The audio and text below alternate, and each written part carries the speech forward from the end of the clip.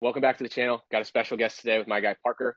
But Parker, I'm not going to steal your thunder. I'm going to let you introduce yourself, kind of give us a little synopsis of your story, obviously where you go to college and all that good stuff.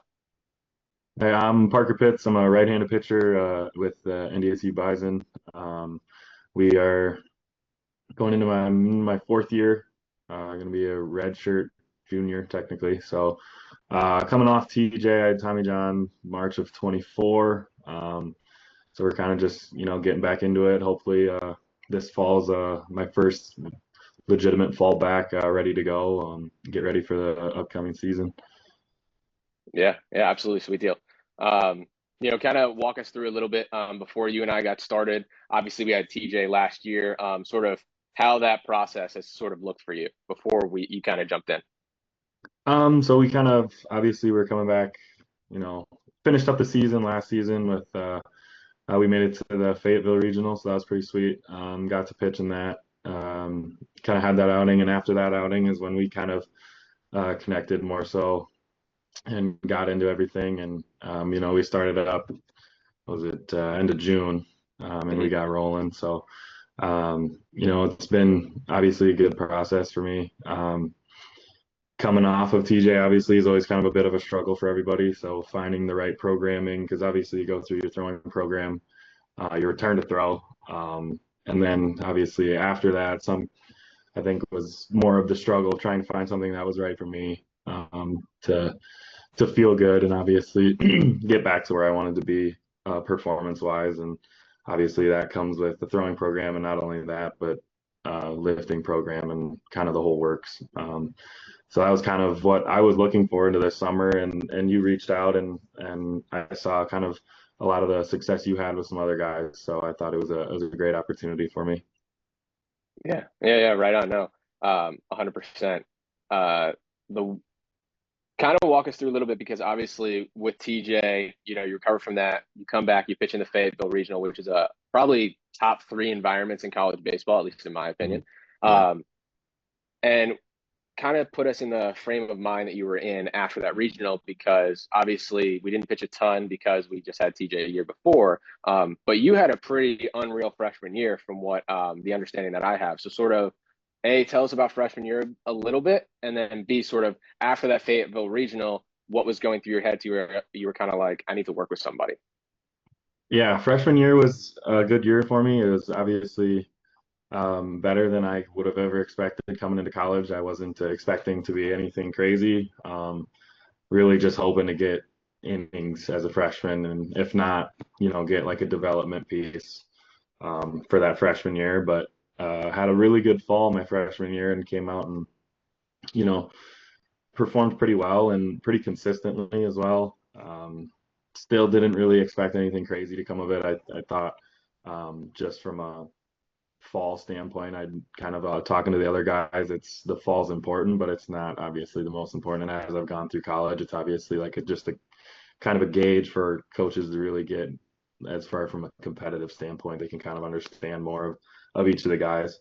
So I didn't take too much into it right away. And then, in our fall meetings, he mentioned, coach mentioned that it would be, I'm not out of the question to get into like a starting role or just get into like a pretty prominent role in the bullpen, anything like that. I was fine with anything, as long as it meant innings. And then, 100%. you know, freshman year, the season rolls around, and we open up with a 4 game series, which we didn't have too many of them, but I started the last game of that series, and then kind of went from there. It was all right, a little bit rocky for first collegiate start, so nothing crazy, but it was good. Got my feet wet, kind of got everything going, and then from there we, kind of I just kept chipping away, kept showing up, and had another outing the next week, had another start, and it got better there. And then we kind of got back into our 3 game series. So then I went back into the bullpen and was more of like a long relief kind of thing. And then started a few midweeks as well, and still pitched really well in those. And um, finally kind of got a spot on the weekend rotation, starting Sundays after it's probably about halfway through the season. And then just kind of kept going from there, and every kind of week was obviously getting more and more comfortable. on the mound. So that was awesome, and it was a great learning experience for me too to kind of see that I could go out and compete against these guys, and that I have what it takes and I have the stuff. But um, and then finished up the year pretty strong, and yeah, and then went into sophomore year hoping to kind of do the same thing, and then that's when I got hurt. Was the spring of my sophomore year, so then I had missed all of that year, and then caught a little bit of the tail end of my junior year this last season. But yeah, pitching in the Fayetteville Regional was pretty sweet. There's obviously a ton of people there, and it was a great game. Obviously didn't throw super well, but it was still a great experience. And that kind of the most of my innings that I pitched this last year as junior year was kind of rele really showed that, and not that I didn't have my stuff, it was just that something kind of needed to be manipulated a little bit for me. My velos were still good. I was still throwing pretty hard, but nothing like crazy. And more so from a stuff standpoint or pitch development standpoint was kind of where I thought I needed some work just to kind of figure some stuff out and make my arsenal a little better so I could get more outs. And that was kind of the main motivation. Was obviously could pitch, had the ability to pitch, just needed kind of piece it all together. So that was kind of one of the main motivations of getting on a program over the summer, was just kind of getting it all put together and kind of, sharpening the craft and going from there. Yeah, yeah, 100%. And I think um, it's really rare to have a success as a freshman, but B, get that many innings alone. I think that especially at the Division I level, I feel like a lot of athletes show up on campus and are hoping to get any innings in general, and then they're kind of the guy who pitches in a blowout game, which for you obviously wasn't the case. Um, and I think also too realizing that after your junior year, knowing that, hey, I got to make some adjustments here because your goal is professional baseball. To sort of speak on some of the adjustments we made, I think we're 3 months into this now. On your end, from your perspective, what were the adjustments we sort of made throughout these past 3 months? A lot of it's just been mechanical stuff. Kind of in the build up process of throwing. So it's more of just like mechanical adjustments and stuff like that. And I mean, we mentioned a lot about how, the front leg or the lead leg block, like all these little kind of things, will all have an impact on not only throwing harder, but being more consistent. Um, and so that's been a big thing for me because before you don't you don't pick up on all of it. So it's easy to look at two different videos by myself and be like, well, I mean, obviously it looks a little bit different, but I don't really know why or how I can make those adjustments. So having like someone who knows and having another set of eyes on it is very crucial. And I think that's been the biggest part, is having someone to help kind of clean those things up and actually be able to implement them into like my throwing sessions or my catch play and stuff like that.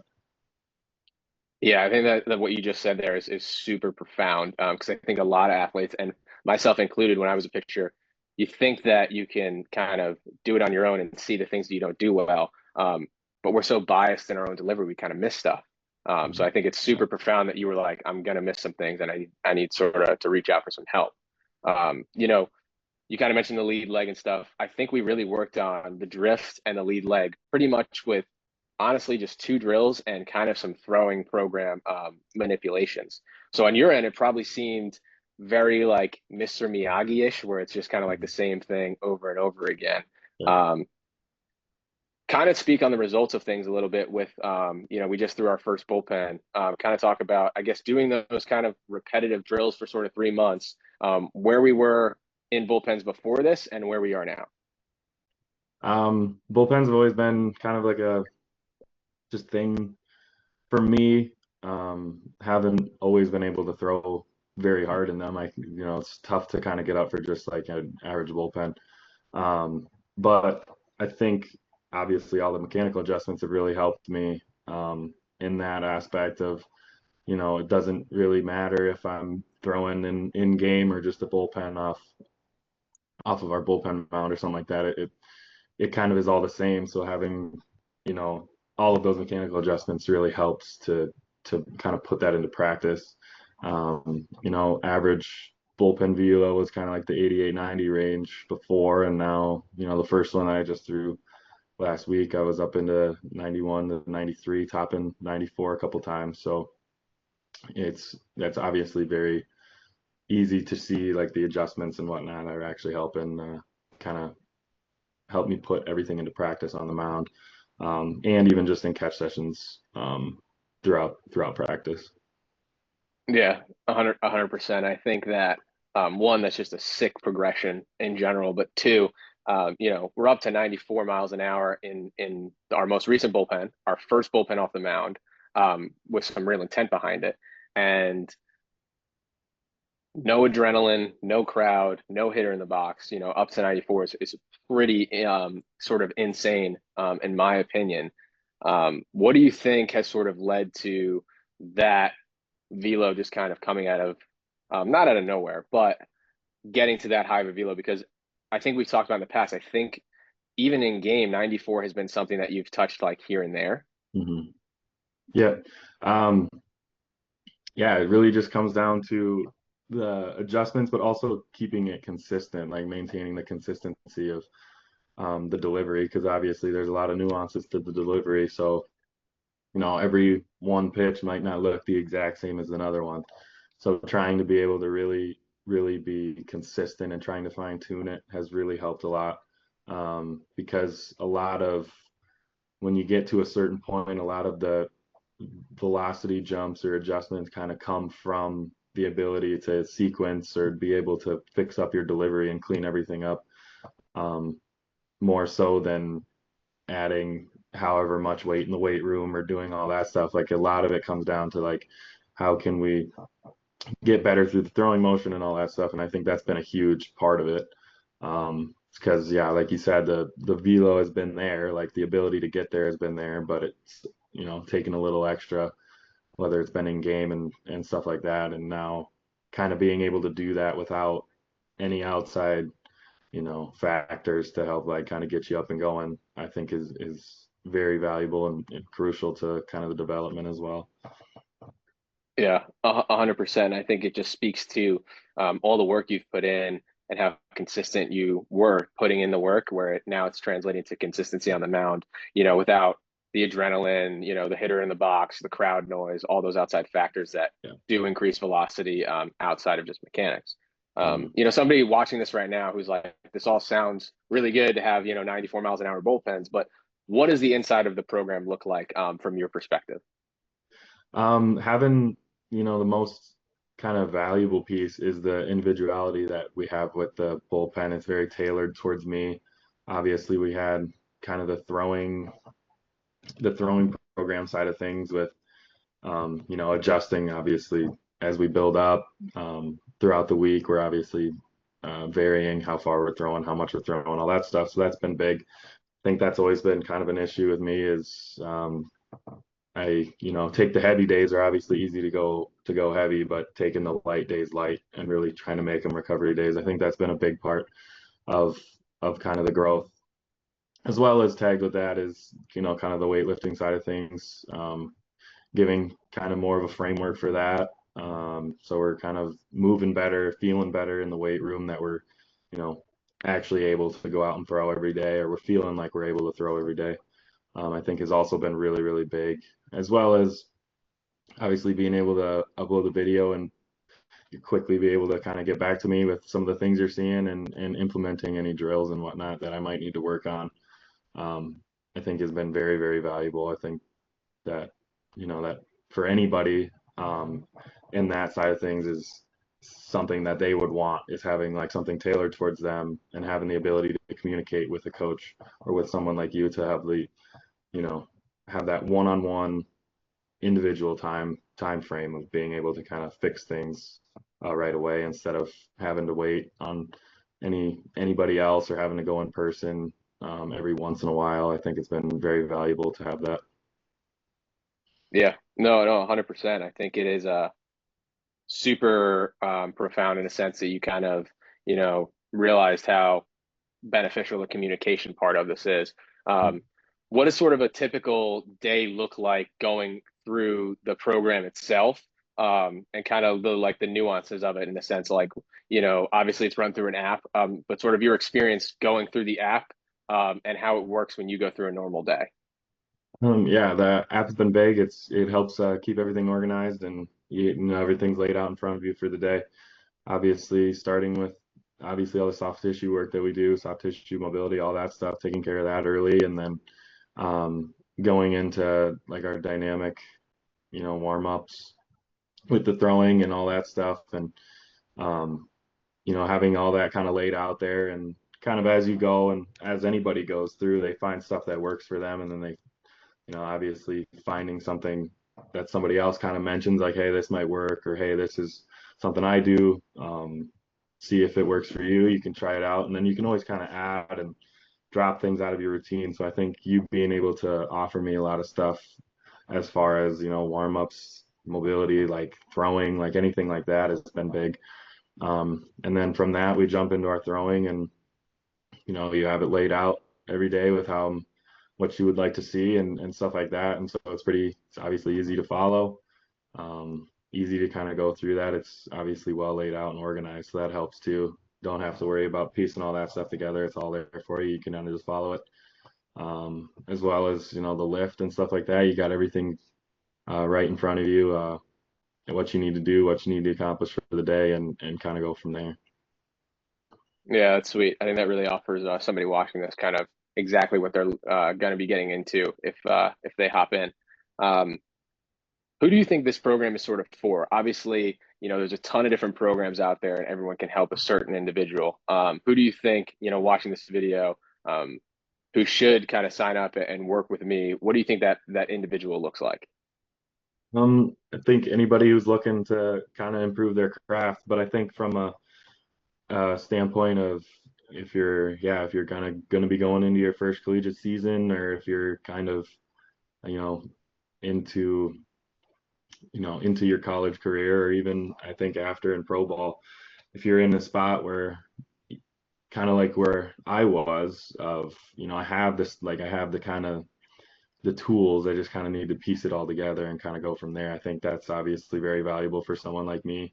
I think someone who's looking to develop as well, if they're really looking for or looking into it seriously, and are going to take it seriously, I think someone who wants to gain velo, whether that's a late high school kid or even in college or pro ball, however it might be, anything like that. Obviously, you can't just show up and expect it to happen. So someone who's willing to put in the work and kind of grind away every single day. I think that's obviously just requirement number one, is wanting to be putting in the effort, willing to work. Because yeah, without it, it's kind of tough to see any of the benefits and see the gains. Yeah, 100%. I appreciate you saying that, and I think you absolutely hit the nail on the head. I think that's exactly who this program will work for. Obviously, it's done remotely. What were your sort of beliefs about online training, either good or bad, before hopping in here? It I've talked to a couple people that have done it, and they've had different experiences, obviously, and some people it's worked really well for them, and some people it hasn't. I think getting into it right away, you're kind of a little hesitant, just with how it might work out and how it might be laid out. You never really know, um, um, kind of the exact how things are exactly going to go, obviously. So it's a little bit, well, kind of feeling it out, see what works. But I think it's been great. Obviously, you've done a great job of, you know, reaching out and making sure that everything's communicated clearly. I mean, we hop on Zoom calls so we can do that in real time too. I think that's been really valuable, and I mean, I think it'd be pretty easy to. It's much easier, obviously, because you can do it from anywhere, and I think that's a big piece too. No matter kind of where you're at, I mean, you just got to be able to. If you have a phone, you can probably get this done.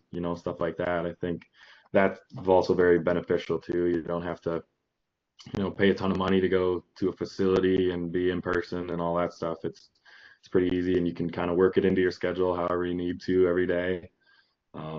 With you got plenty of ability to work around things, so that's also a big part of being online too. Yeah, 100%. I appreciate you saying that and being honest about the fact that, you were hesitant, right? At the end of the day, you weren't just like, yeah, this is 100% going to work, but you took that risk because you wanted the best, for your career. So I think that's awesome. What would you say to somebody sort of watching this right now who's sort of on the fence, either about online training or just this program in general? I mean, I'd say just kind of obviously you want to do your due diligence, so to speak, and kind of get all the information you need. But if you're kind of on the fence, it's easy to, look back and say that you wish you would have done something or and something like that. I think, the toughest way to go about it is to think about what's going to happen or is this going to be whatever, like worth it or whatever. But I think you obviously don't really know until you know, until you do it. And I think that regardless of where you're at, if you kind of go through a program and you put your nose down and you're going to go to work, I think it's going to be very beneficial and very valuable. I think you're going to get improvements out of it. So I think if you're on the fence, it's really just kind of a thing of, if you really want to, I mean, you might have to, take the chance and kind of trust the process, so to speak. Yeah, I think 100%. I think that's a great insight to have. Dude, I really appreciate you doing this and just your time in general. Do you have any sort of last things you want to say about either the program or just kind of yourself in general? No, I don't think so. I think I'm good. All right, sweet. Where can everyone find you either on social media, whether it's Instagram, TikTok, whatever you got? Where can, people watching this find you? Um, got Instagram, obviously. That's kind of the main one. Not too don't I guess I won't jump in there too often. I'm not too much of a participant. I'm obviously more of just kind of the scroll around and see everything. I don't post a ton on there, but yeah, I'm on Instagram. That's on Twitter a little bit. Nothing too crazy, obviously, just kind of keeping up with all the sports that are going on, so nothing too crazy. And yeah, kind of just there. Sweet deal. Sweet deal. Well, Parker, I appreciate your time. If you want to be a stud like Parker and make these gains just like he did, you can book a call with a link in the description. But Parker, really appreciate your time, man. Yes, thank you.